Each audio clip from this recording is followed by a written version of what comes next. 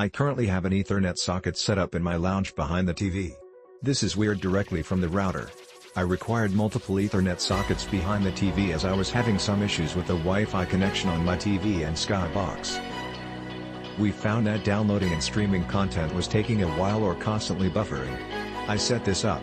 My TV, Xbox and Skybox is now hardwired. I have no issues with the connection at all. Not had to restart or disconnect to date and has now been set up for around a month. Really easy to set up, just plug and play. Would recommend that you have decent cables to go with the box. Remember using a 10 Mbs NETGEAR 5-port hub for sniffing traffic in your home ID lab?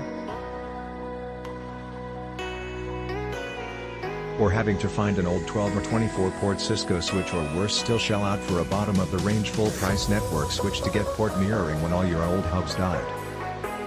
Just so you can wire Sharky Lab routers and servers to a laptop or your main PC? Well, not anymore. For a whole £27 you can have port mirroring with firmware 1.6.0.4. You get web configurable switch to boot. Sure, it's only got 5 ports, no HTTPS for admin, but it's got rate limiting, longs, and port mirroring all for £27. Amazon also delivered the same day. What's not to like for £27? When it's done on it lab duty, it'll do darn need a couple more ports on the broadband router duty for a few years too.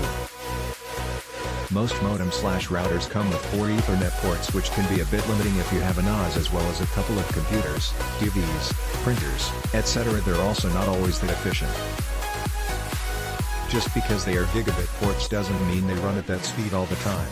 Switches work by selecting the best route between 2 devices and not impacting on other devices that are also connected. The efficiency of this process is very important. NETGEAR is a well-known manufacturer in this field. Not the cheapest and not always the best either, but I have confidence that they know what they are doing.